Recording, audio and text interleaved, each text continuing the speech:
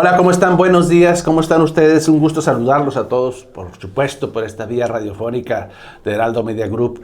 Gracias por estar con nosotros, como siempre, en estos temas de salud. Hoy tenemos una participación muy importante. Les recomiendo que se quede toda la hora, que no le cambie a su radio. Y por supuesto, no se preocupe si le cambia, porque lo vamos a retransmitir por las redes sociales. Usted lo va a tener el programa completo y ya editado, por supuesto. Y va a estar muy padre. Yo creo que este va a ser un sábado matutino en donde vamos a aprender de muchas cosas, algunas cosas quizás sencillas, otras cosas que vamos a reflexionar sobre eso, sobre el impacto que puede tener en nuestras vidas, en nuestra vida diaria, en nuestra, digamos, conciencia, pero yo diría más que nada como hacer un alto, una pausa para ser un poquito más reflexivos sobre ciertas situaciones que nos pasan día a día y cómo las podemos modificar o cambiar a nuestro favor, por supuesto. De eso se trata, de tener algunas actitudes mentales, de pensamiento, para poder cambiar el ambiente adverso a que no lo sea, y mejor aún, a que sea favorable, ¿no? Me refiero al ambiente de los pensamientos, y para ello hemos invitado a nada menos que a la psicóloga, a nuestra invitada preferida, que es Ana Saldívar. Un súper gusto estar con ustedes otra vez por acá. Sí. Y saben que cuando guste, pues aquí vamos a estar pasando una buena mañana. Sí, Ana tenía varios temas que platicar con nosotros, pero este tema que nos interesa mucho, creo que es de mucha utilidad para las personas con enfermedad y sin enfermedad. O sea, no necesariamente tiene que haber una patología de base sobre lo que estamos hablando. Antes de empezar con ella, por supuesto, dar los saludos a la gente que está atrás del cristal, a nuestra amiga Obando, a Jackie, a Iván, a Etel, a todo el equipo de Heraldo, por supuesto, que siempre está con nosotros y nos ayudan a retransmitir, y a usted que se nos pone en contacto a través de las redes sociales. Y a mí este asunto de la viralización, no me gusta mucho ese término, pero pues prácticamente todos los invitados han hecho sus cápsulas, sus entradas virales. Es decir, aparte de lo que usted está escuchando ahorita a través de la radio, el impacto que ustedes tienen, cada uno de los invitados, como tú, Ana, es enorme, y nos sorprende mucho la resonancia que tienen a través de las redes sociales, a través del TikTok, a través de Instagram, en fin. La gente cómo puede repetir y magnificar tus mensajes como el que nos vas a dar ahorita, que es pensamientos sanadores. Pues hoy vamos a hablar de un tema muy interesante porque no está exento de nadie, ¿no? Y nos incluye a todos. Al fin y al cabo todos pensamos. Sí. Y desde el momento en que pensamos, ahí somos parte de. Fíjate que es bien importante identificar la diferencia entre un pensamiento sanador y un pensamiento motivador, ¿no? Sí. Porque a veces podemos creer que tiene que ver con esto de echar porras y vamos a hacer solo pensamientos positivos, y va más allá, ¿eh? Al fin y al cabo, a veces no solo es ser positivos en cuestión de optimistas, sino ser positivos en pensamientos funcionales que nos den salud y que nos eviten la enfermedad, ¿no? Ustedes como especialistas en la medicina, ¿cuántas veces no han tenido que lidiar con buenos diagnósticos, pero con pacientes con pensamientos disfuncionales? Y disfuncionales me refiero a que lo que yo pienso de la situación que estoy viviendo médica no me funciona para estar en salud. Y ustedes tienen los mejores medicamentos, tienen el mejor procedimiento, pero el pensamiento de su paciente lo boicotea, ¿no? Es como, por más que le explicas tú que le va a ir bien, que tenemos una cirugía favorable, su pronóstico es favorable, el paciente le echa de su cosecha y sobredimensiona su enfermedad, y a pesar de que es algo, digamos, que se puede resolver, manejar, tratar de manera tranquila y que se puede manejar con una buena calidad de vida, el paciente insiste en que no va a ser así. Y también tenemos a la inversa, pacientes que los vemos oiga, usted parece que no le va a ir muy bien por el diagnóstico que sea. Pienso en SIDA, pienso en cáncer, pienso en Parkinson, pienso en Alzheimer. Pues su pronóstico a mediano plazo no es tan bueno, y sin embargo ellos tienen una actitud positiva, por llamarlo coloquialmente. Esos dos extremos tenemos, en donde hay una especie de negación hacia lo favorable. No es cierto, doctor, no me puede ir tan bien. Si estoy enfermo y me está diciendo que tengo un tumor, y que ese tumor es benigno y que usted me lo va a extirpar, yo creo que no puedo tener tanta suerte como para que me vaya tan bien. Es así. ¿Y te das cuenta que a veces todo eso inicia desde la niñez? Sí. Claro, de alguna manera cuando nosotros somos niños vamos construyendo, yo siempre les digo, vamos construyendo el cuento de nuestra historia. No de lo que nos está pasando, de lo que vivimos, sino de cómo nos contamos nuestra propia historia nosotros mismos. O sea, a veces ni siquiera es como los dos ejemplos que tú estás teniendo ahorita, qué me está pasando o qué no me esté pasando en la vida, sino la interpretación que yo le doy a lo que me está pasando. Y toda esa interpretación va a tener que ver con las creencias con las que yo creciste. O sea, que las herramientas que ustedes les llaman... o los significados. O los significados, el simbolismo que representa para ti desde toda tu infancia, y que los puedes usar a tu favor o en contra. Yes. El punto que nos debe de quedar claros a todos los que nos escuchan es que la forma en la que nosotros lo interpretemos y vivamos es la salud y la enfermedad con la que vamos a lidiar en nuestra vida. Y no hablo nada más de salud fisiológica, también emocional. Estamos en la década de que estamos haciendo equipos multidisciplinarios, porque a veces el paciente que no elabora bien sus emociones trae una serie de sintomatología fisiológica que nos apoyamos médicamente con ustedes, y ustedes dicen, ya le di todo lo posible, o sea, y continúa, ¿no? Y al contrario, ustedes a veces están con todo este buen tratamiento y dices, es que todo está bien en los estudios. Se estabiliza, pero vuelve otra vez. O sea, ¿dónde está la raíz? Y la raíz está en los pensamientos. Entonces, ¿cómo lidiar con eso si todos pensamos?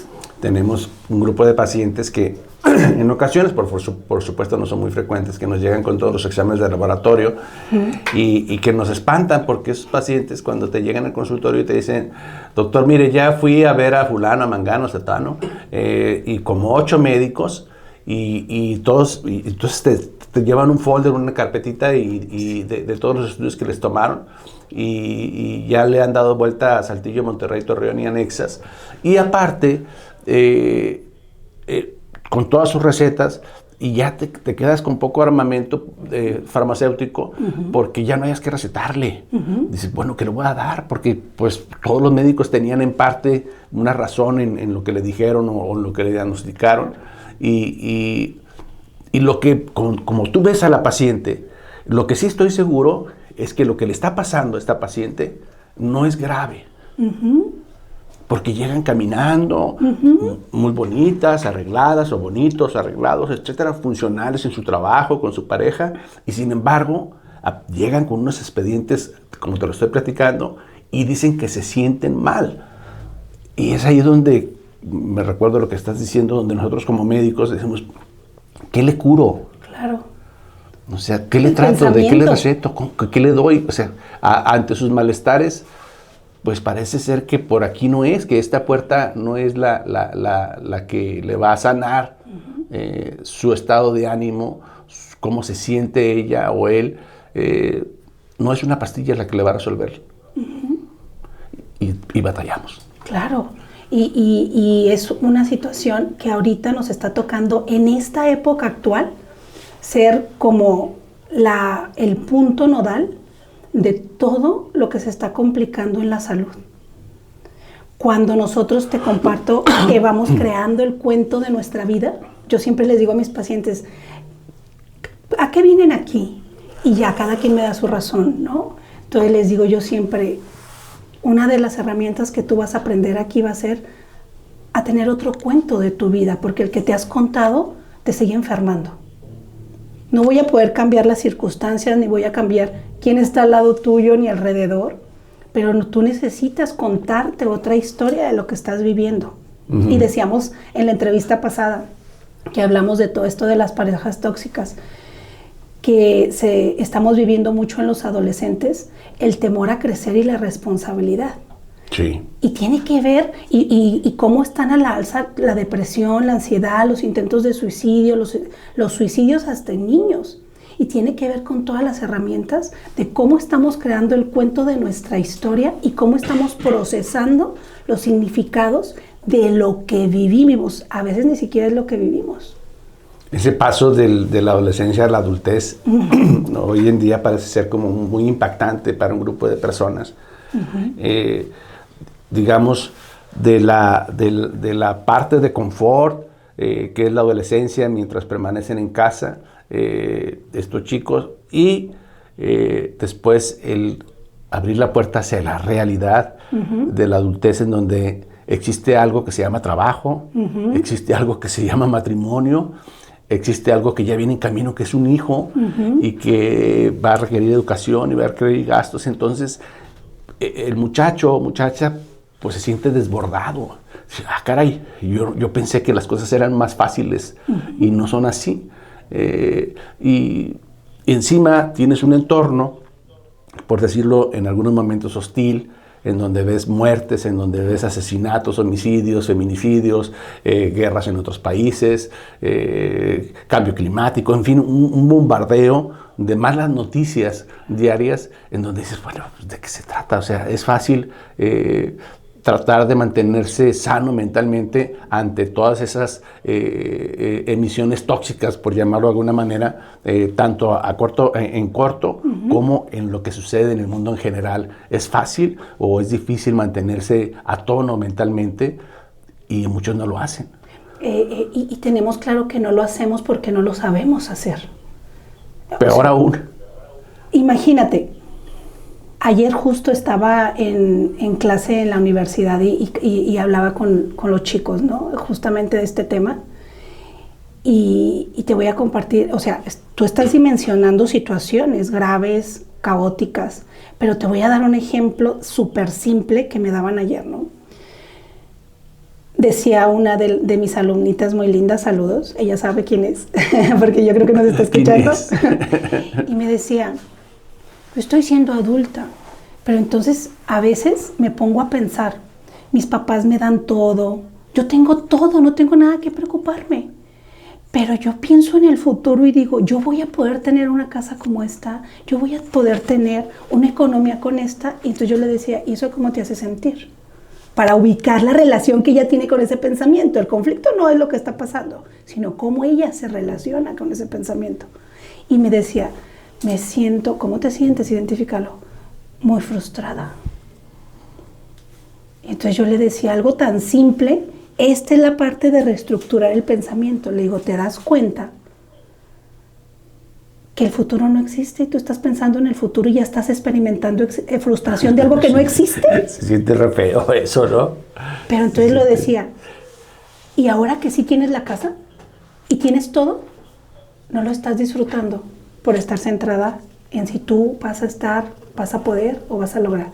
Y entonces a veces estos pensamientos diarios que podrían parecer simples, solo son pensamientos que estamos de acuerdo tú y yo que van a pasar, uh-huh, porque uh-huh. son momentáneos y situacionales. Entonces uh-huh. yo creo que lo primerito que nos tiene que quedar claro a todos los seres humanos que nos escuchan y que después nos van a ver es, tengan claro algo, los pensamientos solo son pensamientos, no somos nosotros.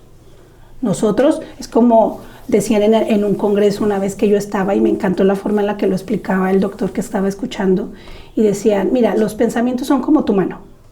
Y nos decía a todos, miren su mano, y nosotros todos viendo la mano, ¿no? Y espero que ahí todos los radioescuchas estén viendo su mano, ¿no? Y luego decía, ahora sí, ¿ven su mano? Sí. ¿Tú eres tu mano? No, la mano es solo una parte mía, ¿no? Esos son los pensamientos. Uno tiene que aprender a defusionarse de sus pensamientos porque hay guerra, porque hay todas estas situaciones tan catastróficas, pero son situaciones. Y solo son una parte de nosotros, pero no somos nosotros. Oye, estamos hablando con Ana Saldívar, psicóloga, y aparte, muchas de esas situaciones no dependen de ti. Claro. O sea, el que haya guerra, el cambio climático, o sea, no es como que tú estés tirando basura todos los días, o sea, no. Tú no eres el culpable de lo que está pasando. ¿Y qué va a pasar cuando, exactamente, tú acabas de decir algo bien clave, qué va a pasar cuando yo me doy cuenta de que esas situaciones yo no tengo el control? ¿Han escuchado de la rumiación? Está de oferta ahorita. Oye, todas las noches, ¿no? Estás ahí tratando de solucionar lo que no puedes, ¿no? Hasta los problemas del vecino. Claro, y es el speech que todos, que escuchamos en todos lados. Y me puse a pensar y estuve pensando y uno dice, para, eso no está a tu control. Y las personas que no viven en el presente se van a enfermar. Y la rumiación tiene que ver con todos estos hechos que ya pasaron. Y entonces, ¿cuántos niveles de depresión tenemos ahorita en las estadísticas? Sí, tratas de darle una explicación, a inventar y acomodar un rompecabezas mental ahí que acomoda hasta las piezas. Y para nosotros, lo que nos toca de rebote desde la parte médica es este fenómeno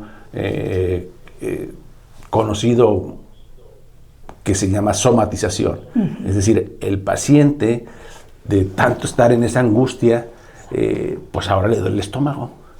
Ahora no quiere comer, porque no le encuentra sabor a la comida, porque está pensando, angustiado, estresado, en un sobreestrés, o come mucho, o no duerme. Es decir, esos pensamientos impactan la salud tarde o temprano de los pacientes, y es cuando llegan con nosotros. Es que, Oscar, hay que tener claro algo bien importante.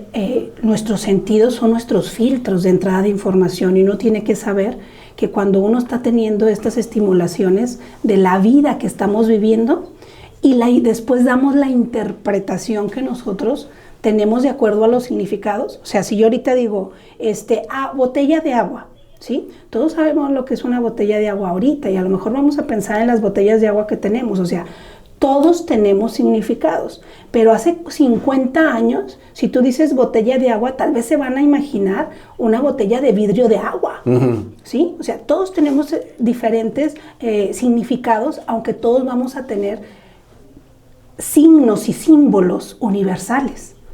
Entonces, el cómo yo me relaciono con esta situación, de lo que me está pasando a mí, de cómo me estoy sintiendo, de si me duele la mano o no me duele la mano, si yo empiezo con estos pensamientos catastróficos, la gente tiene que tener claro que el sistema nervioso va a reaccionar a los pensamientos, porque manda todas las señales a toda nuestra columna, y esa va a ir a la sintomatización fisiológica de todo nuestro cuerpo. Sí. Realmente nosotros somos, fíjate bien, los responsables. No tenemos el control. Yo no puedo tener el control de enfermarme, pero sí soy la responsable de cómo lidiar con lo que mi cuerpo esté sintiendo. Si yo no tengo una maniobra adecuada, sanadora, con estos pensamientos que sanan, por eso lo estamos llamando, más que pensamientos positivos, pensamientos que sanan. ¿Qué le podríamos definir a un pensamiento sanador? Un pensamiento sano y funcional. ¿Qué es sano y funcional? Que cuando yo pienso, sea coherente mi conducta con mi pensamiento y el bienestar que me otorga. Y con la situación que estás viviendo. Claro, porque entonces, si yo tengo un pensamiento sano, si yo estoy maniobrando la emoción al pensar así de una forma positiva, que es positiva, no daño a nadie ni me daño a mí, ¿dónde va a estar la enfermedad? Sí, me vino a la mente, ahorita que dijiste tú eso, del paciente, me imaginé un paciente de terapia intensiva, que lo tenemos encamado, sí, y que en esa, digamos, pensamiento que acabas de decir, bueno, es que quiero salir adelante, se quitan las canalizaciones, la venoclisis, claro, y se levanta y se dice, yo estoy súper sano, ya me voy. Claro. No es cierto, yo puedo superar un infarto con mi mente. Claro. Y se va caminando con su bata, con esa bata que está abierta por atrás. La manera de sobredimensionar el efecto de los pensamientos cuando no se toma en la proporción adecuada la situación que está viviendo. Es decir, sí, tengo un infarto, me están tratando, me van a canalizar, voy a estar 3 días o 4 días aquí, una semana, y después voy a seguir mi vida y voy a seguir rehabilitado, todo lo que tenga que hacer, y voy a ser funcional. ¿Cómo sería el cambio de ese pensamiento del paciente que se para histérico, neurótico y se va, a cambiarlo a funcional? Ese paciente diría, ok, yo no necesito esto, pero mi cuerpo está en crisis y lo tengo que estabilizar y yo no soy el experto. Los médicos son el experto, pero entonces yo me voy a encargar de que mi sistema nervioso se tranquilice para que asimile de una mejor forma todo el tratamiento. Sí. Y entonces ahí estaríamos hablando de un pensamiento funcional de me voy a ir de aquí y yo espero que voy a poner de mi parte todo lo que sea necesario para que yo no necesite algo más. Pero eso no significa negarse que lo necesite. Sí, qué padre, ¿no? Te das cuenta cómo en la misma situación, el mismo incluso pensamiento, cuando le damos otro significado, podemos reestructurarlo. Qué padre. Sanador. Me gusta eso, sobre todo para los pacientes que seguramente nos están escuchando, que hay enfermedades, un sinfín, ya todos lo sabemos, algunas agudas, otras crónicas, pero seguramente todos estamos viviendo algún proceso de enfermedad, controlado o descontrolado, pero lo estamos viviendo ya, ¿verdad? Y la manera en que se aborda la enfermedad, pues la verdad, ese tipo de herramientas que tú estás mencionando, los médicos las conocemos, pero no las damos. Y menos en medicina institucional, sí. Menos, ¿no? Porque el médico está como automatizado, atiborrado y algunas veces cansado y prefiere dar una receta de una pastilla en vez de una charla como la que estamos hablando. Vamos a ir a una pausa. Estamos hablando con Ana Saldívar, psicóloga de Pensamientos Sanadores. Con lo que estamos viviendo diario, ¿no? Las parejas, los novios, los esposos, los engaños. No, esto no me lo toques. Me sale el chango interior. Dale. Ya ves, ahora te saqué una tos. Hasta me salió la tos que estaba controlando. Sí. Hablando de somatización, fíjate que una vez, hace tiempo, yo estaba disfónico, y ahorita porque me acordé de la tos, y luego una psicóloga me dijo, no, estás disfónico, ya no tienes nada, algo traes que no lo puedes echar hacia afuera. Y ahorita me acordé por la tos. Decir que no. Y no andaba tan equivocada, dije, ¿será? Y yo, bueno, ahorita estoy hablando bien, ¿no? Pero entonces, sí.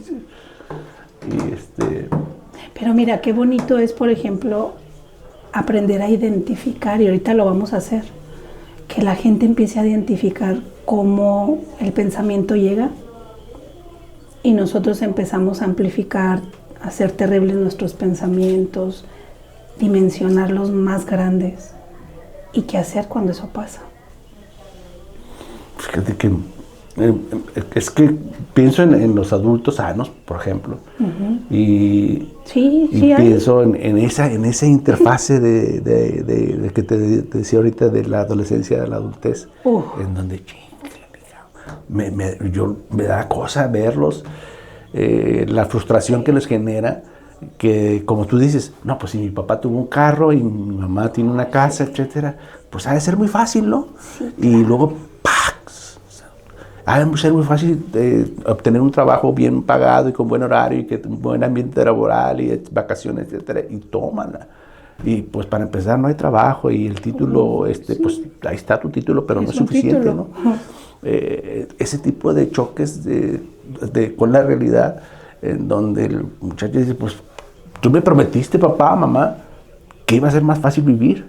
Y yo pensé en eso. Pero los papás se lo prometieron, es el significado que él le dio por la vida que ha tenido. Todos son los significados. Cómo yo me relaciono con esos pensamientos. Es que me quiero ir de vacaciones, pues sí, ahora te vas a ir solo, pero necesito el dinero. Pues sí, pero ya no hay. Si antes ibas a Mazatlán y se subían al yate y ahora dices, ¿eso cuesta? Sí. Ay, no, mejor no me subo. Claro. Y empiezan a pequeñas frustraciones, ¿no? Sí, claro. Pequeñitas, ahora no pude esto, no pude ir a tal restaurante, no pude, y entonces sumadas, pues te encuentras ya una persona que, o si sabe salir adelante de esas frustraciones, pues las maneja, pero si no... Las amplifica. Las amplifica y te encuentras con un ogro de mal humor todo el día y hostil. Migrañas, gastritis, colitis, alcohol para evitar la emoción. Claro, eso. Entonces ya, pues no está padre. No está padre los remedios así de que... No, mira, y con toda esta difusión de apertura de sentir las emociones ya ahorita, también nos estamos metiendo en problemas muy fuertes. Porque permítete sentir. Y cuando ya sientes, ¿a quién le están enseñando de cómo maniobras con eso? Expresa. Sí, lo ya de que después de que expreso, ¿cómo me siento? Y ahí ya nadie dice nada. Y entonces por eso hay tanto alcohol, por eso tanta drogadicción. ¿Cuánto Alzheimer va a haber? Demencias están a la orden ahorita. Imagínate en las generaciones de ahorita. Yo le digo a mis alumnitos, por favor, cuiden sus neuronas. No tienen idea cuántas se matan cada vez que se comen sus brownies. Uh-huh. Y nada más se me quedan así. Les digo, yo nada más se los digo.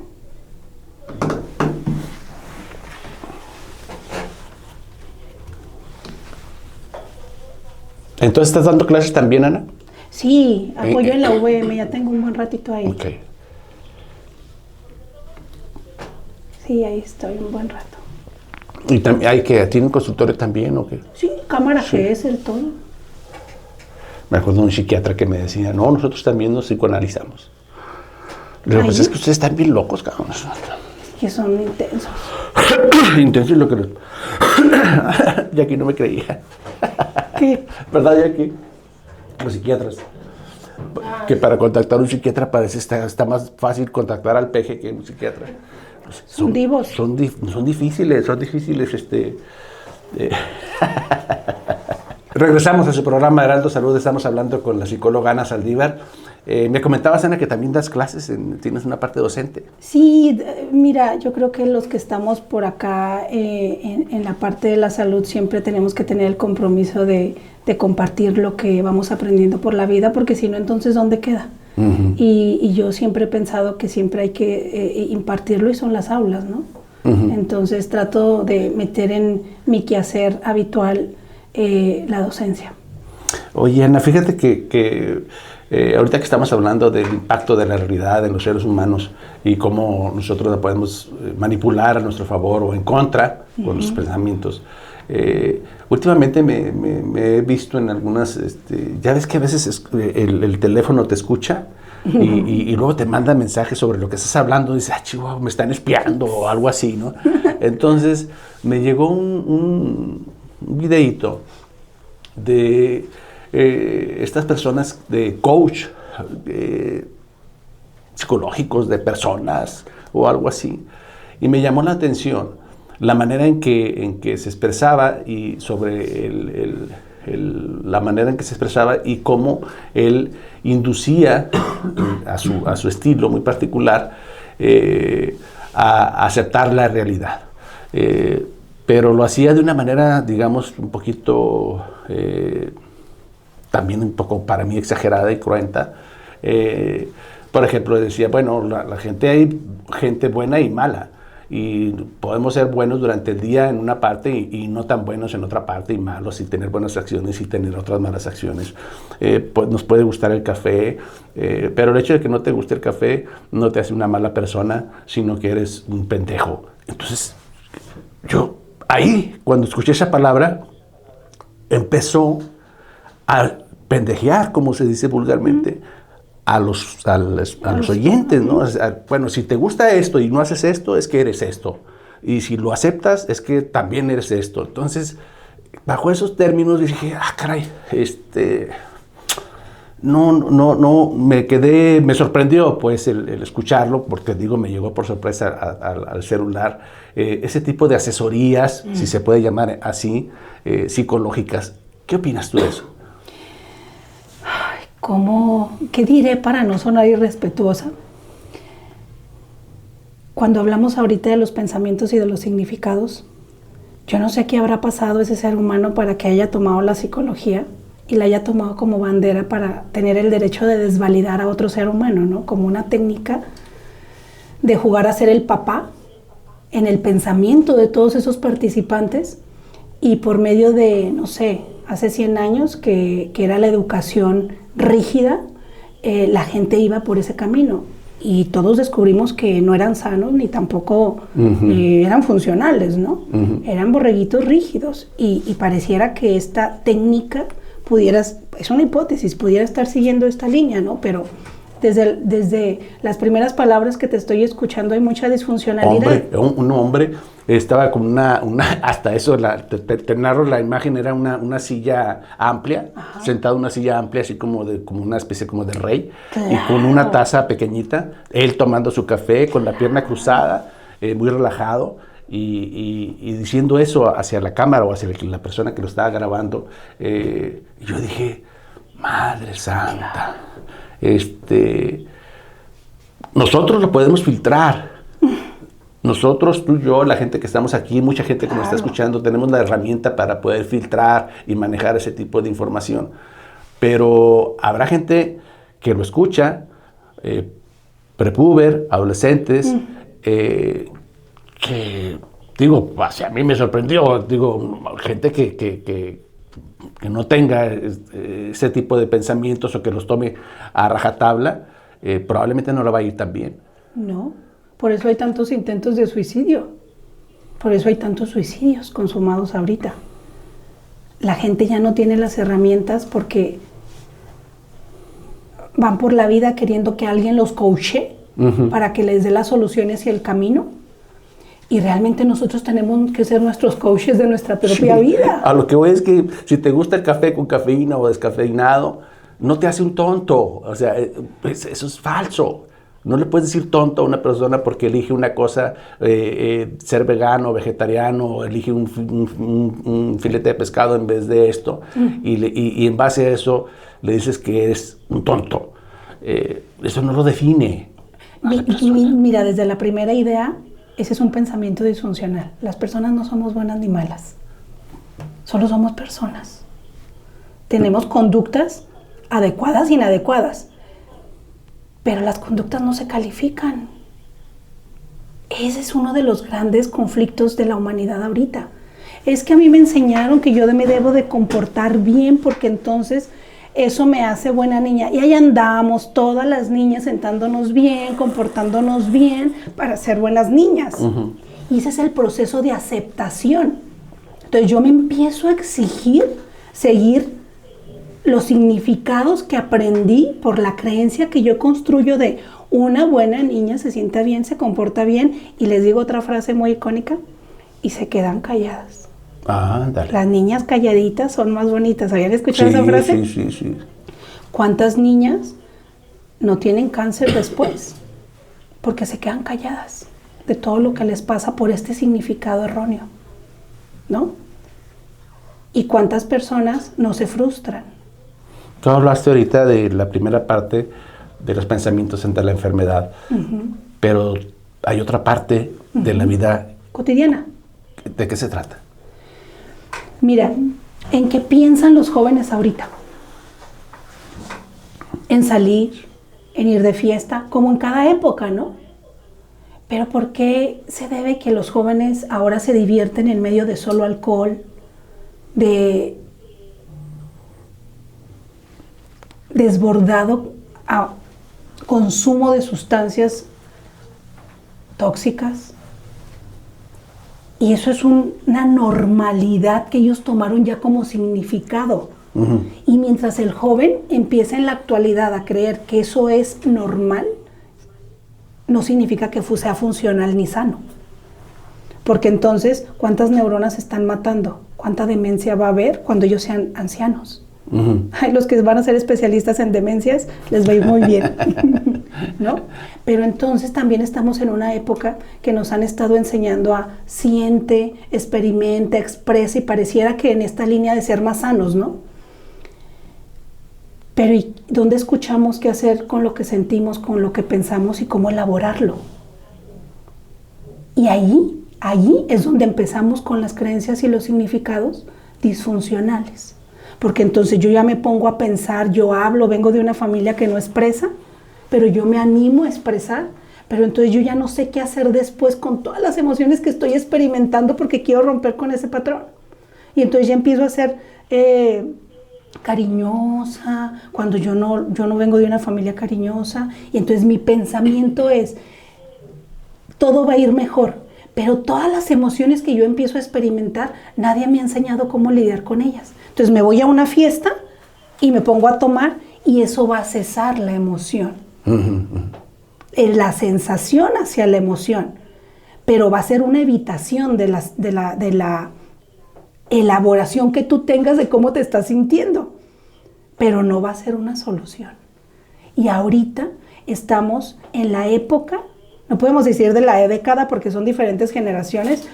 Es increíble que a consulta llega con la misma problemática el chico de 16 años al de 35. Tienen el mismo conflicto. No sé cómo lidiar con mis emociones. Mis pensamientos me dicen y estoy rumiando todo el día y estoy sobrepensando, dicen. Sobrepensando porque me pasó esto, porque me pasó esto, porque me pasó esto, porque me pasaba esto. Y yo le digo, para. ¿Sabías tú que ahorita a ti estas son las circunstancias? Fíjate bien, circunstancias sin calificativos, sin bien o mal, sin juzgar lo que tú haces bien o mal, son tus circunstancias. Y yo le digo, ¿cómo puedes salir adelante con ellas? Y esa es una terapia relativamente actual que se llama la terapia de aceptación y compromiso. Sin necesidad de darle un adjetivo de eres un torpe, eres un idiota por lo que estás pensando. Y cuando tú eras joven, adolescente, cuando yo era joven, adolescente, nuestros papás nos acompañaron, nos coachearon de una forma educativa a asumir que seguía la adultez y la adultez conllevaba responsabilidad. Y nosotros aprendimos a verla como una circunstancia. No pensábamos si íbamos a poder, si no íbamos a poder, solo asumíamos que íbamos a buscar la forma de salir adelante. Los jóvenes de ahora no. Porque entonces el papá dice, tú puedes vivir aquí hasta los 30 años, yo tengo una estabilidad, tú no te preocupes. Caray, que no te oigan. No, no nada, es verdad. No. O vete a vivir independientemente, pero yo te pago el departamento. Dale, sí. Entonces yo le digo, entonces no estás viviendo independientemente, ellos te pagan el departamento. Claro. Entonces, ¿cuál es el mensaje, no? ¿Se tiene miedo a la independencia? Pero no por la independencia, sino por el significado que le están dando a ese pensamiento. Y yo podré, y no podré, y si no puedo, pues va a haber muchas veces que no vas a poder. Pero también es bonita la independencia y la libertad. La autonomía. La autonomía, exacto. Claro. Me gusta más ese término de ser autónomo, independiente, que batallas, pero esa sensación de autonomía te da placer y te da sensación de satisfacción. Y mira, ¿autonomía se referiría a las puedo todas? ¿O siempre voy a buscar la forma en solucionar lo que pase y lo que viva? Sí, batallo más, no estoy tan cómodo, pero soy autónomo. ¿O batallo menos? Probablemente sí. ¿Te das cuenta cómo cambiamos el pensamiento por más funcional? Sí. Batallo más. Si yo empiezo a pensar que batallo más si voy a ser autónomo y si voy a ser adulto, realmente vas a empezar a batallar más, porque cada circunstancia que presentes la vas a ver como un reto a batallar. Pero si yo tengo un pensamiento más funcional, esta es la circunstancia que yo tengo que pasar, porque me está pasando a mí. A veces no voy a entender por qué me pasa, es más, a veces va a ser injusto que me pase, porque a veces existe la creencia de si soy bueno, solo me van a pasar cosas buenas. Noticias, señores, no es verdad. A la gente buena le pasan cosas muy malas, sí, no malas. Decía muy malas. El doctor Berum, médico jefe de terapia intensiva ahorita de la Clínica 71, cuando fallecía alguien célebre y de buena gente, el premio Nobel de la Paz, etcétera, y fallecían este tipo de personajes. Y decía, ¿y por qué no fallece tal político tan corrupto, etcétera? ¿Por qué la gente buena fallece y los malos sobreviven? Es algo semejante a lo que estás diciendo, ¿no? No necesariamente el ser bueno te da una buena vida. Y mira, como ahorita las cosas que nos pasan de ser bueno, yo creo que estamos también en una época donde las relaciones solo son relaciones. Ya no existe el matrimonio, la convivencia para toda la vida, porque ese significado ya es otro ahorita. Sí. Solo son relaciones. Exacto. Y todo ahorita tiene que ver en torno a la relación. Ya el matrimonio ya no es lo mismo que hace generaciones. El mismo significado ya Exacto, no. Sí. Entonces, ¿de qué crees que se preocupan ahorita los adultos? Joven, adulto maduro, incluso senectud, ¿eh? Porque existen los divorcios en la senectud. Oye, Ana, te quiero preguntar algo parecido, por supuesto, a lo que estamos platicando. En las especialidades, nosotros los médicos Sí. nos manejamos a veces con ciertos medicamentos prototipo. Por ejemplo, nosotros de los reumatólogos, no les puedes quitar los esteroides porque se vuelven locos, porque siempre manejan esteroides. Sí. Entonces, si tú le quitas a eso como herramienta, pues ya no hayan que hacer. En terapia intensiva, si nos quitan los inotrópicos, en el caso, pues no hayamos que hacer, como si nos mutilaran, ¿no? Entonces, no tenemos dobutamina, no tenemos dopamina, entonces, ¿qué vamos a hacer? Si nos quitas el respirador, ¿qué vamos a hacer? Yo te pregunto, en tu área como de psicología, si quitamos el concepto de niño interior, ¿qué hace la psicología? ¿Cómo es quitar el niño O sea, si tú dices, ya no existe el concepto de niño interior, ¿se puede hacer eso? Es que tú sigues siendo niño y sigues adolescente. Si te quitamos el niño interior, te mutilas. Exacto, por eso te di ese ejemplo. O sea, ¿puedes hacer eso? Más bien existe la sanación del niño interior, que ha tomado mucho auge, ¿eh? Sí. Pero la sanación del niño interior no es más de lo que te acabo de compartir. Es ir a recordar ese niño que quería que fueras cuando pensaba en fantasía y él no tenía límites ni tenía adjetivos, alguien lo calificaba y le daba un pensamiento erróneo y él en 3 segundos lo convertía en un pensamiento sanador. Te voy a dar un ejemplo. No, es que eso no se debe de hacer. Ah, ok, entonces él sí lo hace. Entonces él aprendía que el otro personaje no lo podía hacer, pero agarraba a otro y solucionaba y decía, ok, pero él sí lo hace. Si fuéramos como niños más bien... Piensan los niños, me claro. me fascinan los niños y su forma de razonar. Entonces imagínate, si les quitamos la parte niña, les quitamos la parte más sana. Por eso te estoy diciendo, es con el símil de que si nos quitan los inotrópicos de terapia intensiva o los esteroides a los reumatólogos, nos volvemos locos, ¿verdad? En ese sentido, de que dices, bueno, entonces, ¿de qué vamos a hacer? Se requiere entonces... Herramientas para darle forma o formato a ese niño interior. ¿Y se puede reconstruir? Se puede sanar. Lo que se puede reconstruir es el tipo de pensamiento de cómo te relacionas con todo lo que pasó. Porque bueno, yo ahorita estoy diciendo, el niño es sanador, pero imagínate todos estos traumas tan fuertes de los niños que no han tenido una infancia más que totalmente caótica. Y por eso existen tanta enfermedad en la adultez, ¿no? No importa, o sea, tenemos que ir a la esencia de lo que nosotros está en la niñez. Ahora, actualmente tú y yo sabemos y todos sabemos que las personas magnificamos todas las circunstancias. O sea, tenemos un afán de magnificar todo y de terribilizar todo lo que nos pasa. Y a veces... dame un ejemplo que puedas haber escuchado ahorita que pasa de una situación de que la gente cree que se le va a caer el mundo. Sí, ese del ¿por qué a mí? No, o algo así. Es lo peor que me está pasando. Sí, tú no me entiendes porque no te pasa a ti. Es lo peor pero empiezan, sí. Es lo peor que me está pasando. Y hay una muy buena escala que se llama la escala de terribilidad y se la podemos dar a los radioescuchas para que lo empiecen a trabajar. ¿Escala de las cosas terroríficas? Terribilidad. ¿No? ¿En serio? Entonces, ¿y eso cómo los psicólogos la hicieron? Claro. Madre. Deja tú.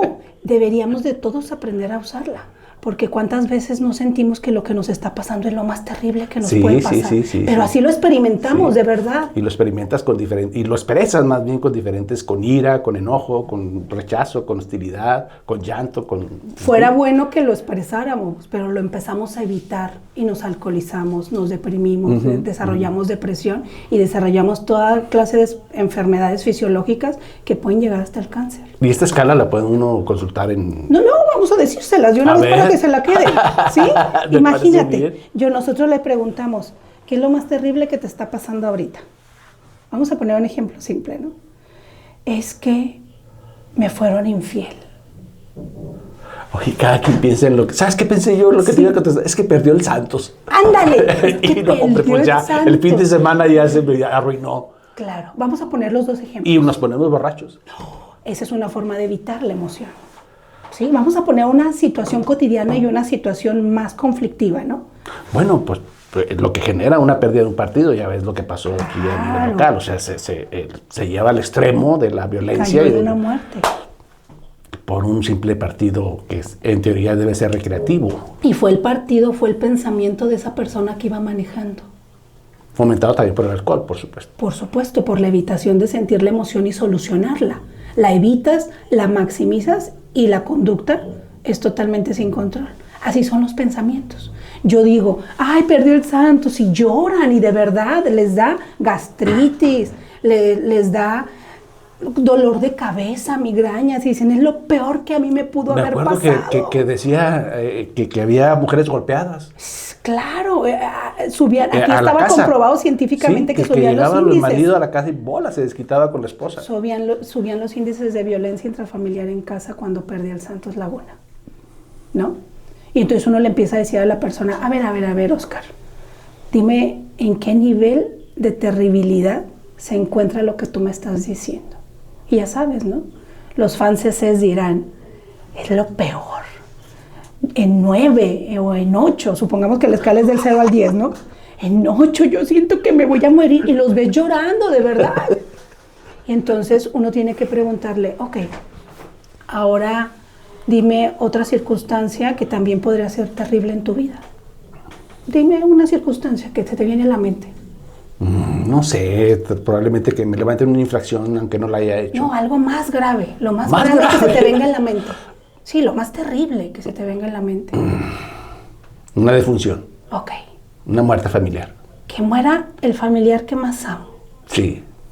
Y entonces uno tiene que decirle cómo se siente pensar, sentir que pierdes ese familiar. ¿En qué nivel se encuentra esa sensación? Sin nada que ver con lo otro. Ah, ¿ya muy cambió? Alto, sí, claro. Muy alto. ¿Muy alto? Sería el 10. Claro. Y comparado con lo terrible de que pierde el Santos, ¿ahora qué número le das al otro? No vale gorro, no tiene ningún significado. ¿Te das cuenta? Proporción. Cuando hacemos eso, estamos cambiando un pensamiento disfuncional que enferma a la persona y que puede caer hasta en la pérdida de la muerte de un ser humano, como sucedió, y lo volvemos más funcional. Ok, ya me di cuenta que es terrible, pero no es tan terrible como yo creía, como para que pierda el control y pase esta desgracia. Y aprendemos a ser nuestros propios, no coach, sino constructores de una forma sana de nuestra vida. ¿De cuál? ¿De yo tengo la peor vida o la mejor? No. Yo tengo mis circunstancias y cada quien tiene las suyas. Esos son pensamientos sanadores. Qué buena escala. Buenísima, practíquenla por favor. Me gustó esa escala, me gustó porque es práctica y te hace justamente reflexionar y dimensionar las cosas que estamos exagerando y otras cosas que le debemos dar bastante importancia o la importancia verdadera. Claro, cuando tú dices, pero en unas circunstancias vamos a llamarle de, tengo cáncer, ¿no? O sea, es una situación muy dimensión mayor, ¿no? Pero de igual forma tenemos que trabajar la escala.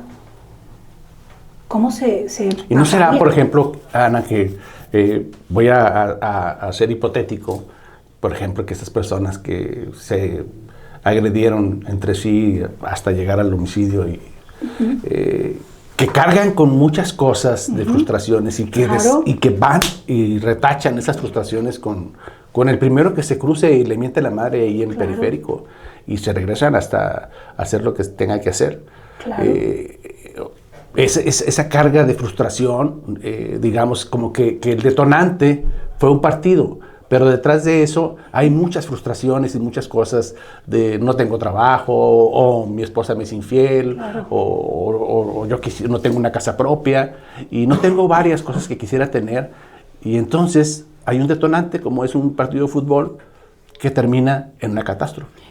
Pero en esos casos el partido de fútbol está siendo la evitación de sentir yo cómo me siento ante todas esas circunstancias. Y entonces voy al partido de fútbol y el cómo me la paso chévere y luego me toca a un lado de la porra y está el desastre, pero entonces yo no estoy haciendo el desastre, pero lo estoy disfrutando. O sea, evito sentirme como me siento de todo lo caótico que traigo, pero en cuanto se termine el partido, perdió mi equipo. Y entonces esa frustración se conecta con todas las frustraciones anteriores y ahí ya no hay control. Ya no hay control. Todos hemos perdido el control alguna vez en la vida, pero bueno, aprendemos a que eso no pase, ¿no? Aprendemos y aprendemos a la brava y a veces a la mala y con situaciones que nos ha costado trabajo primero reconocer y aprender para que no se repitan esas pérdidas de control tan exorbitantes, ¿no? Todos en la vida personal y familiar la hemos tenido. Ana, me da mucho gusto platicar contigo. Espero contar contigo otra vez Claro. con otros temas tan apasionantes como sueles tratarlos tú. Me gustaría cerrar esta parte de siempre decirle a la gente, estamos usando mucho la concentración en el pensamiento y estar ahí alrededor de los pensamientos. Hay que darnos cuenta que los pensamientos son pensamientos y que hay pensamientos automáticos que nosotros no vamos a controlar y hay pensamientos que son nuestros y tenemos que aprender a diferenciarlos. Tú escuchaste, no sé si viste un libro que fue editado hace poco y el título del libro era Que te valga madre. ¿No es para tanto? ¿Y si sí lo es? Nos vamos con eso. Nos vamos con eso. Gracias a usted por escucharnos como siempre. Estamos en La Voz de la Salud con Ana Saldívar. ¿En dónde estás, Ana? Sanatorio San José. En Sanatorio San José, en Gómez Palacio. Gracias por acompañarnos. A usted. Nos vemos la próxima en La Voz de la Salud.